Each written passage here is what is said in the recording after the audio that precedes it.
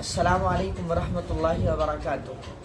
امید کرتا ہوں کہ آپ تمام حضرات خیر و عافیت سے ہوں گے، خوش ہوں گے، خوشحال ہوں گے۔ اللہ پاک آپ سب کو خوش رکھے اور اپنے حفظ و امان میں رکھے۔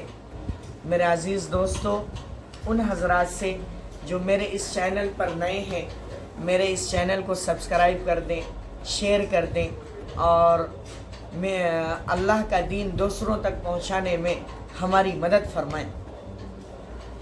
میرے عزیز دوستو، آج میں آپ حضرات کے سامنے ایک ایسی ہستی کا ذکر خیر کرنا چاہتا ہوں کہ جن کو دنیا حضرت امام اعظم ابو حنیفہ رحمۃ اللہ علیہ کے نام سے جانتی ہے۔ میرے عزیز دوستو، حضرت امام اعظم ابو حنیفہ رحمۃ اللہ علیہ کا جو گھر تھا، گھر کے پڑوس میں ایک موچی رہا کرتا تھا، اور وہ موچی شراب کا عادی تھا۔ وہ بندہ شراب پیا کرتا تھا اور شراب کے نشے میں لوگوں کو گانے گایا کرتا تھا، فلمی گانے گایا کرتا تھا، گالیاں دیا کرتا تھا، اور طرح طرح سے لوگوں کو اس سے تکلیفیں پہنچتی تھیں۔ حضرت امام اعظم ابو حنیفہ رحمۃ اللہ علیہ اس کے پڑوسی تھے۔ ایک دن ایسا ہوا کہ حضرت امام اعظم ابو حنیفہ رحمۃ اللہ علیہ جب گھر میں پہنچے، عبادت کرنے میں مصروف ہو گئے، اس کی آواز نہیں آئی۔ امام اعظم ابو حنیفہ رحمۃ اللہ علیہ پریشان ہو گئے، کیا ماجرا ہے؟ وہ بندہ جو روزانہ آوازیں نکالا کرتا تھا اور گھر کی کیا کیفیت ہے، خیریت تو ہے نہیں ہے، کیسی طبیعت ہے اس کی، صبح میں اس کے گھر پہنچے۔ جب گھر پہنچے تو گھر والوں نے کہا کہ حضرت ہم بھی اس سے تنگ ہو گئے تھے، ہم نے پولیس میں کمپلین دی، پولیس والے آئے، اس کو اٹھا کر لے کے چلے گئے۔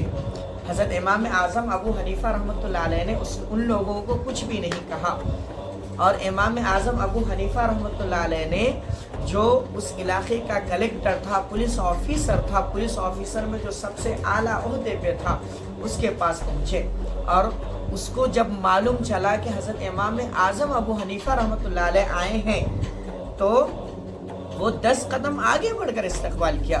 اس کی وجہ یہ تھی، کیا وجہ تھی؟ وجہ یہ تھی کہ یہ وہ ہستی ہے کہ بادشاہ اس کے پاس جاتے ہیں۔ آج یہ ہمارے پاس کیسا ہے؟ بادشاہ ان کے دربار میں جاتے ہیں، یہ ہمارے پاس کیسا ہے؟ اب کلیکٹر صاحب نے پوچھا، حضرت آپ کے آنے کا مقصد؟ آپ مجھے یاد کر لیتے، میں آ جاتا، آپ کیوں آئے؟ آپ کے آنے کا مقصد کیا ہے؟ حضرت نے فرمایا، ضرورت میری تھی، اس وجہ سے میں آیا۔ انہوں نے کہا، حضرت بتائیے کیا ضرورت ہے؟ آپ کی بولی، آپ کا فتویٰ ملک کا قانون بن جایا کرتا ہے، آپ کو کیا ضرورت ہے میری؟ آپ فرمائیے، آپ حکم کیجیے، میں اس کو ماننے کے لیے تیار ہوں۔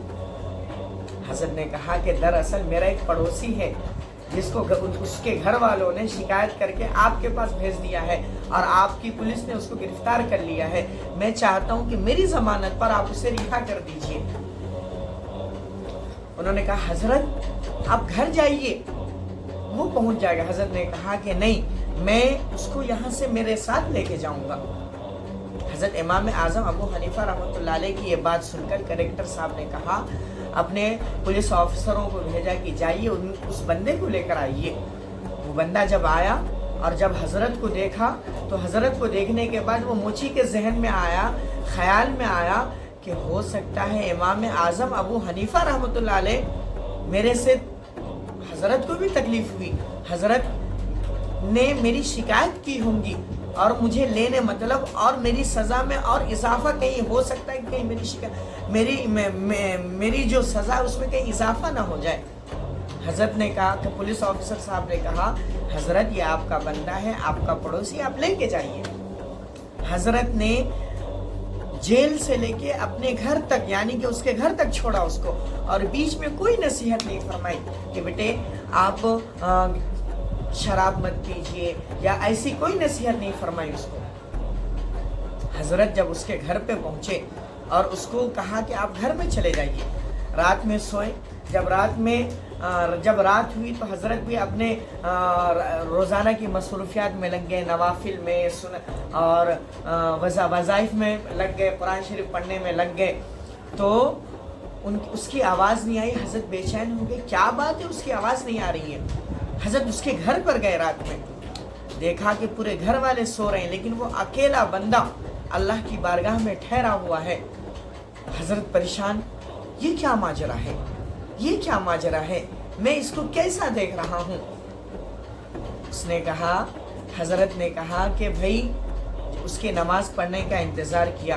جب وہ نماز پڑھ کے فارغ ہو گیا اور حضرت نے کہا کہ بھائی آپ کو اس طرف آنا, آپ کو نماز کی طرف کس چیز نے گامزن کیا.